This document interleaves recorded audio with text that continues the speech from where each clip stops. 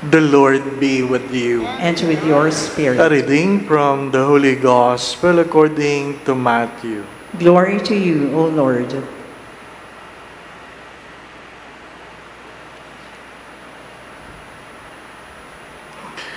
Jesus said, "Woe to you, scribes and Pharisees, you hypocrites! You pay tithes of mint and dill and cumin, and have neglected the weightier things of the law, judgment and mercy and fidelity. But this you should have done without neglecting the others. Blind guides, who strain out of the gnat and swallow the camel. Woe to you, scribes and Pharisees, you hypocrites! You cleanse the outside of the cup and dish, but inside they are full of plunder and self-indulgence. Blind Pharisees, cleanse first the inside of the cup, so that the outside also may be clean."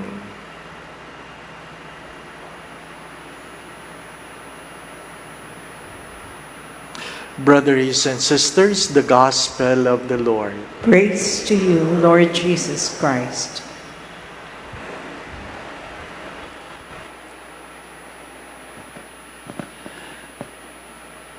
The first reading spoke of tradition.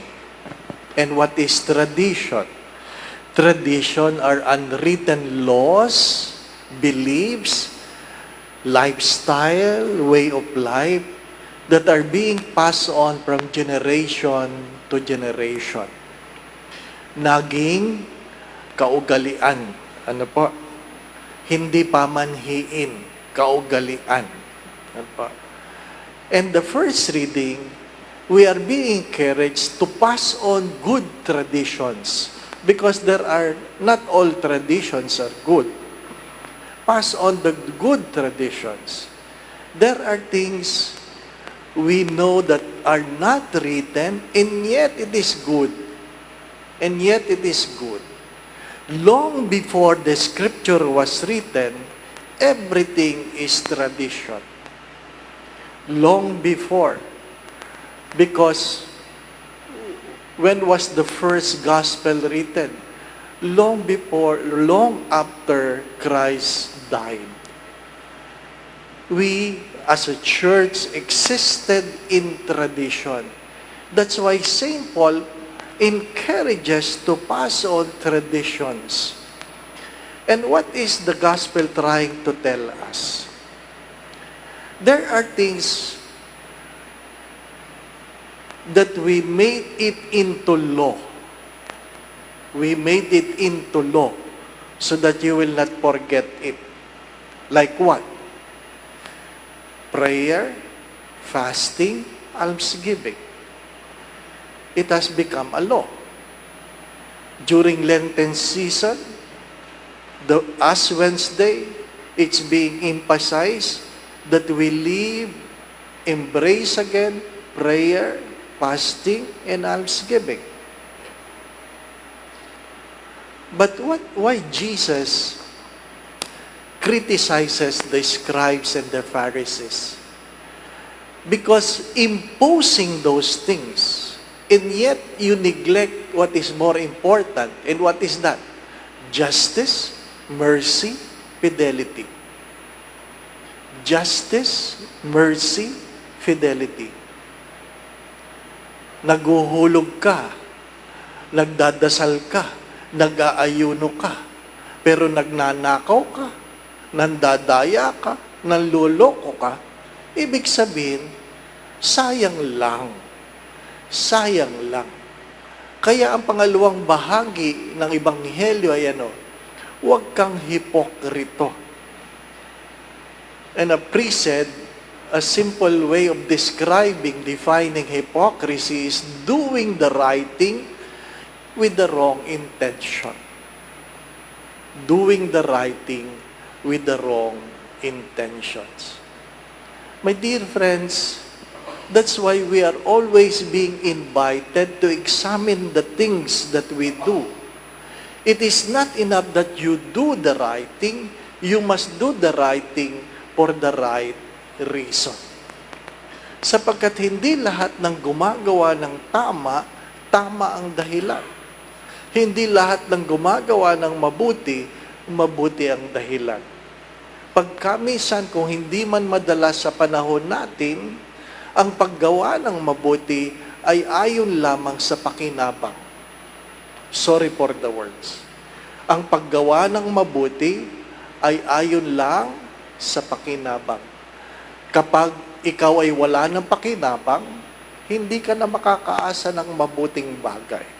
At yun ang malungkot na kwento. Ang malungkot na kwento. Ano po?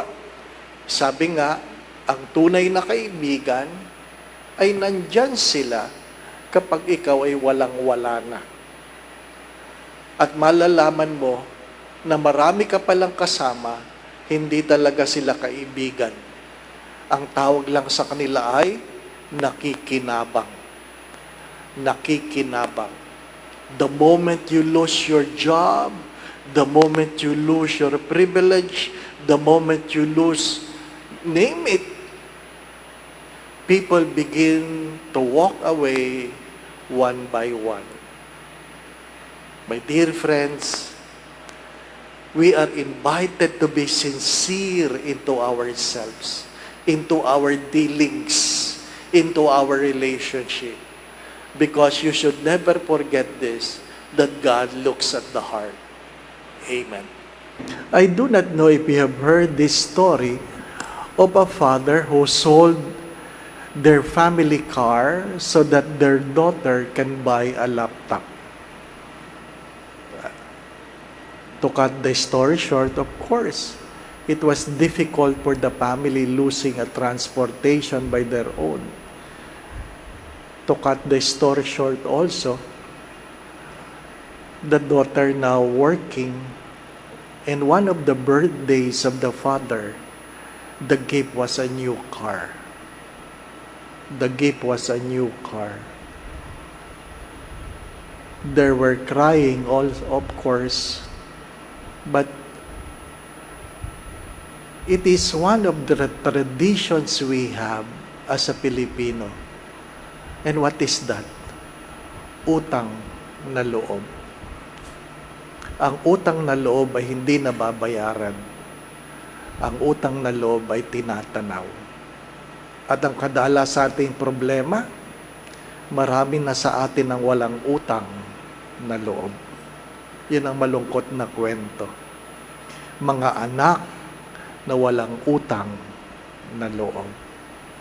My dear friends, my brothers and sisters, let our worship, let our prayers, let our almsgiving and fasting lead us to be a better person. To be a better person, especially to our own family. The Lord be with you. And with your spirit. And may Almighty God bless you and your family in the name of the Father, and of the Son, and of the Holy Spirit. Amen. The Mass has been offered. We go in peace to love and serve the Lord. Thanks be to God.